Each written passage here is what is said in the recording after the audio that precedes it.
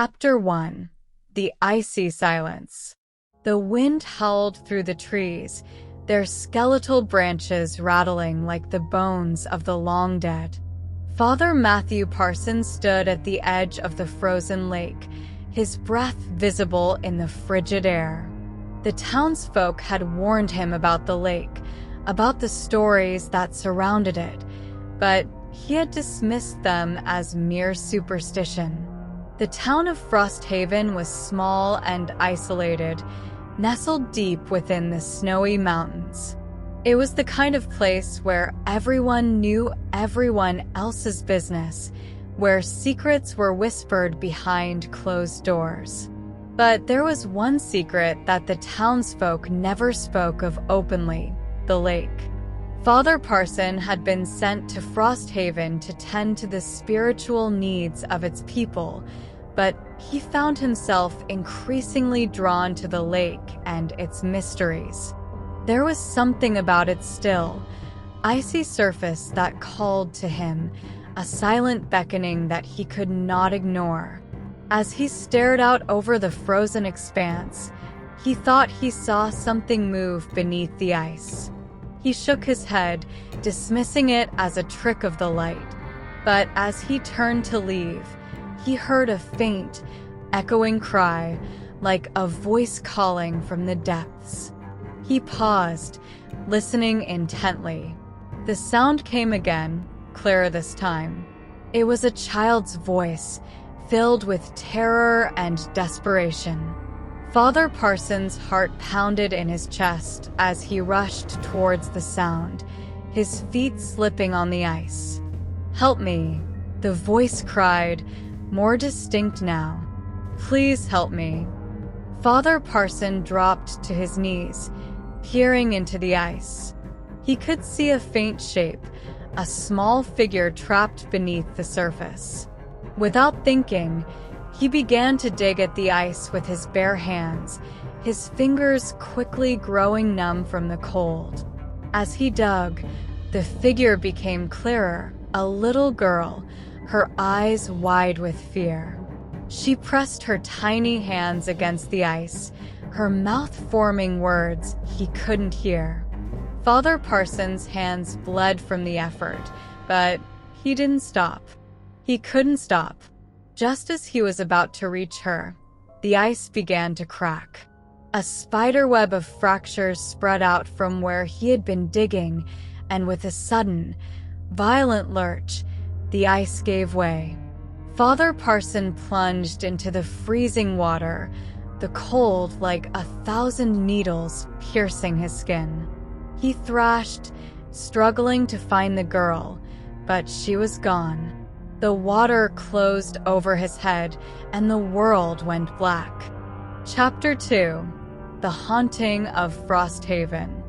Father Parson awoke in his small, drafty cabin, shivering uncontrollably. He was wrapped in blankets, a fire blazing in the hearth. Old Mrs. Whitlock, the town's midwife and healer, sat beside him, her wrinkled face creased with concern. "You gave us quite a scare, Father," she said, her voice gentle. "What were you thinking, going out on the lake like that?" Father Parson tried to speak, but his throat was raw, and his voice came out as a croak. "The girl," he managed to whisper. "There was a girl under the ice." Mrs. Whitlock's eyes darkened, and she glanced away. "There are no children missing from the village, Father," she said softly. "You must have been seeing things." Father Parson shook his head, but the effort exhausted him. He closed his eyes, slipping back into a restless sleep. Over the following days, he could not shake the feeling that something was terribly wrong in Frosthaven. The townsfolk were kind and welcoming, but there was an undercurrent of fear that permeated the air. Whispers of strange occurrences, of sightings in the snow, reached his ears, but when he asked for details, the people would clam up, their eyes darting nervously. One night, As he lay in bed, Father Parson heard a soft tapping at his window. He rose, heart pounding, and peered out into the darkness. A figure stood just beyond the circle of light cast by his lamp, a child, dressed in a thin nightgown, her hair matted and her eyes wide with terror. It was the girl from the lake. "Please," she whispered, her voice carrying on the wind. "Help me." Father Parson threw open the door and rushed outside, but the girl was already running, her bare feet leaving no trace in the snow. He followed her, his breath coming in ragged gasps, but she seemed to stay just out of reach, always just beyond his grasp. She led him to the old church at the edge of the village, its windows dark and its doors hanging askew. The townsfolk had abandoned it years ago, claiming it was haunted.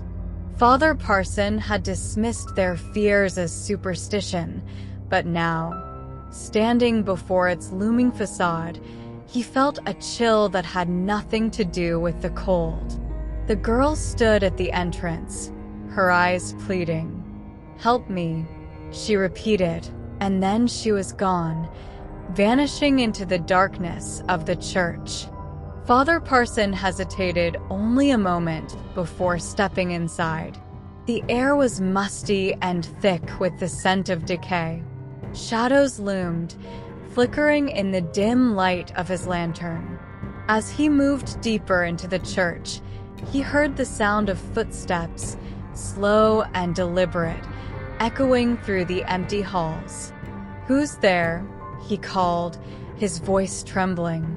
A figure emerged from the shadows, tall and gaunt, with hollow eyes that seemed to bore into his soul.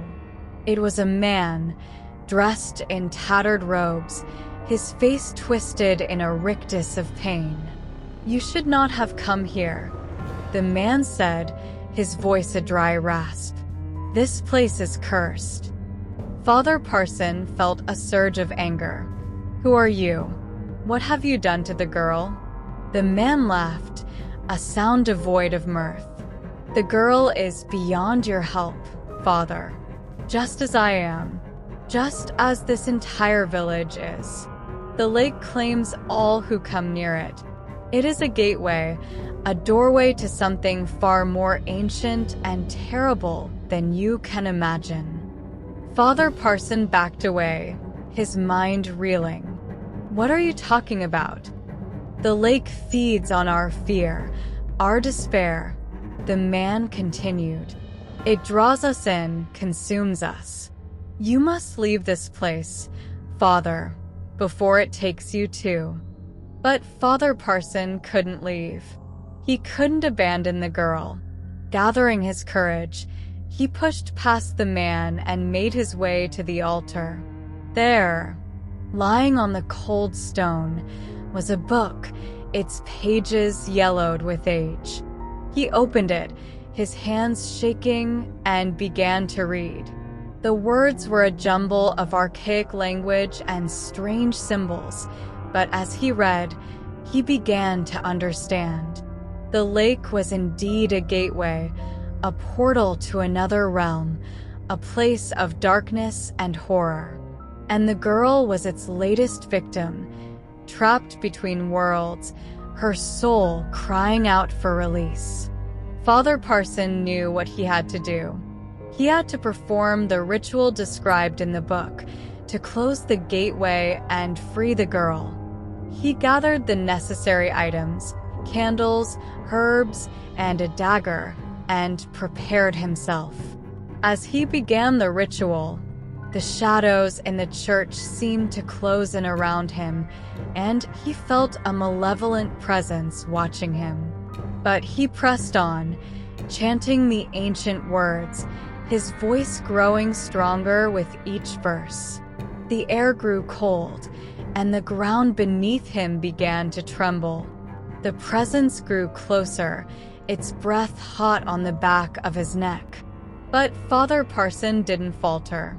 He completed the ritual, the final words echoing through the church. There was a blinding flash of light, and then silence.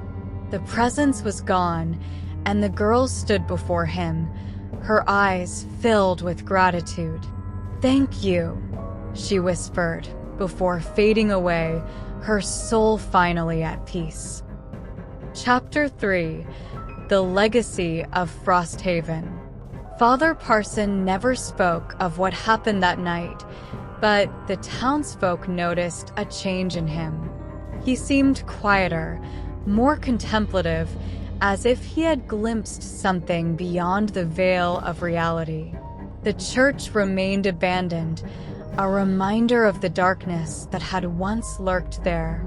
But the lake, once feared and avoided, became a place of reflection and remembrance. The people of Frosthaven knew that there were forces in the world beyond their understanding, but they also knew that there was always hope, even in the darkest of times. As for Father Parson, he continued to serve the people of Frosthaven, his faith strengthened by the trials he had faced. He knew that the world was full of mysteries, some terrifying and others wondrous, and he was determined to face them all with courage and compassion. And so, the story of the lake and the girl became a legend, a winter horror story told by the fireside on cold, snowy nights.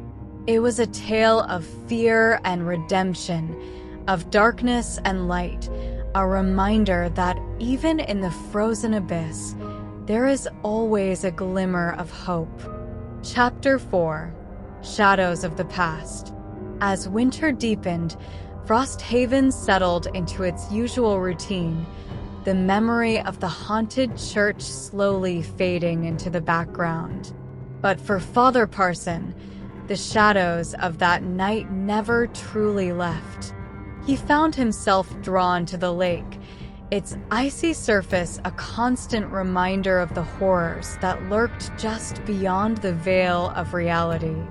One evening, as he sat by the fire, a knock echoed through his cabin. He opened the door to find a young woman, her face pale and her eyes filled with desperation. "Father, please," she whispered, her voice trembling.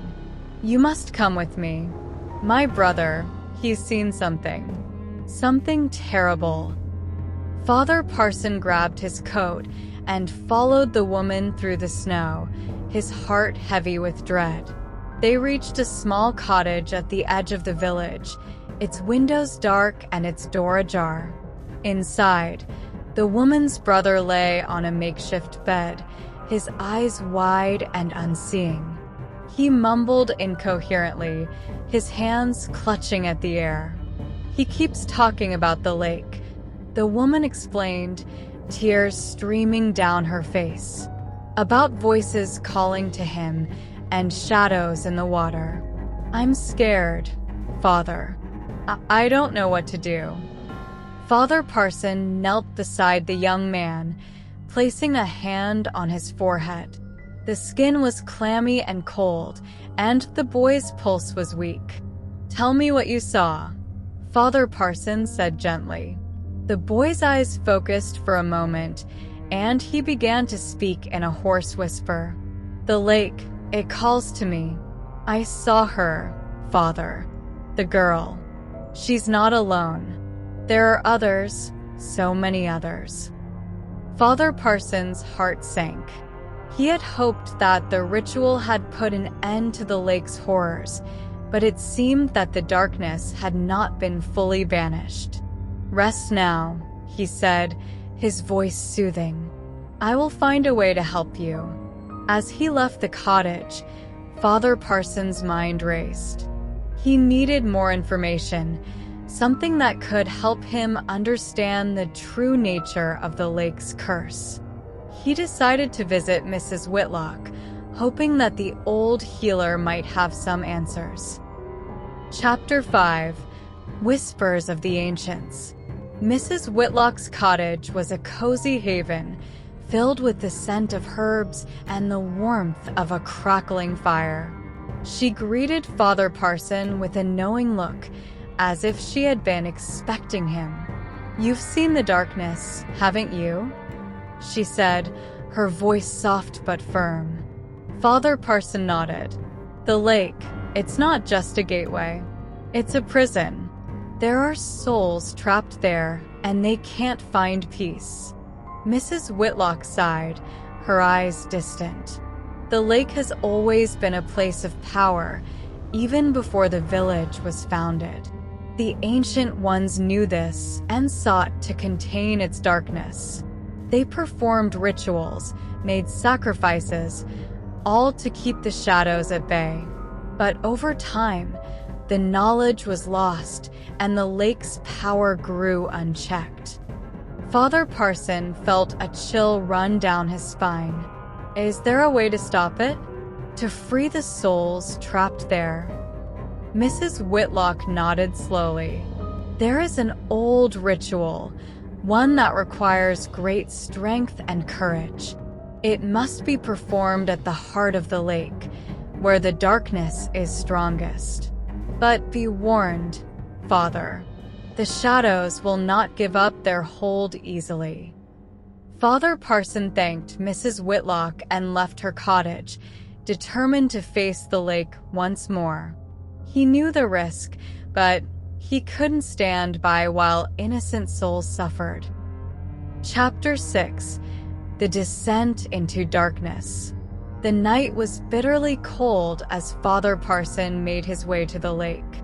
He carried with him the items needed for the ritual, his heart pounding with a mixture of fear and resolve.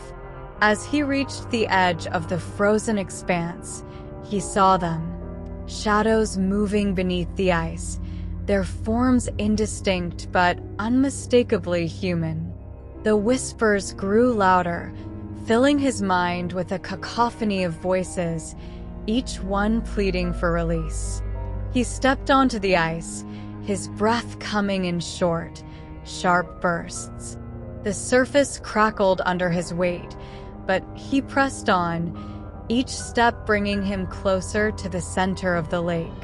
There, he knelt and began the ritual, chanting the ancient words that Mrs. Whitlock had taught him. The shadows swirled around him, their whispers growing more frantic, more desperate. The ice beneath him began to crack, and the ground shook with a terrible force.